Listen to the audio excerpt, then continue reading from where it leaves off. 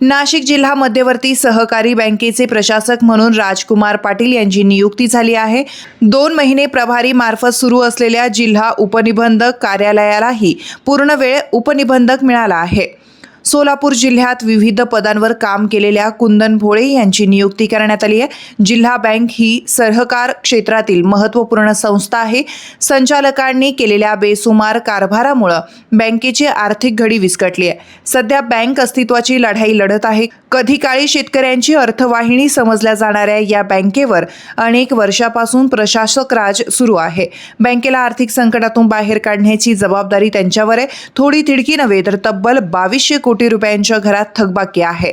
आजपर्यंत कर्जमाफी होण्याची आशा, मंत्र्यांनी वेळोवेळी केलेली विसंगत वक्तव्य, वसुलीत शेतकरी संघटनांनी घातलेला खोडा या कारणामुळे प्रशासकांचेही हात बांधले गेलेत। बिडवई यांच्या काळात राबवण्यात आलेली एक रकमी सामोपचार परतफेड योजना याच कारणामुळे फेल गेली।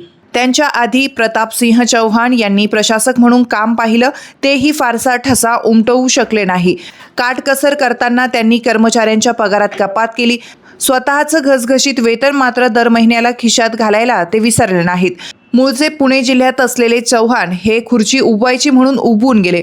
वसुलीसाठी जिल्हाभर दौरे, शेतकऱ्यांमध्ये जागृती असं फार त्यांच्या कार्यकाळात घडलं नाही। आता प्रशासक पदाची धुरा पाटील यांच्याकडे सोपविण्यात आली आहे। त्यांच्या रूपाने बँकेला पूर्णवेळ प्रशासक मिळालाय, कारण बिडवई यांची 6 महिन्यापूर्वी संभाजीनगर येथे विभागीय सहनिबंधक म्हणून पदोन्नती बदली झाली आहे।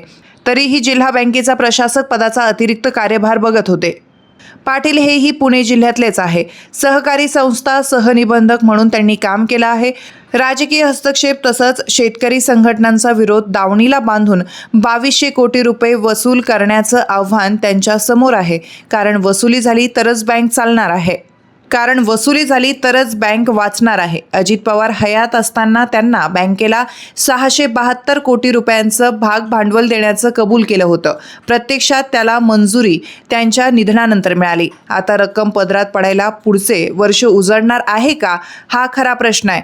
पाटील यांना या कामी चिकाटीने सरकारकडे पाठपुरावा करावा लागणार आहे। एकूणच काय, बँकेला गतवैभव प्राप्त करून देण्याचं आव्हान त्यांच्या समोर आहे। फैयाज मुलानी यांची मुंबईत बदली झाल्यानंतर जिल्हा उपनिबंधक पदाचा प्रभारी कारभार तालुका उपनिबंधक संदीप जाधव यांच्याकडे सोपवण्यात आलाय।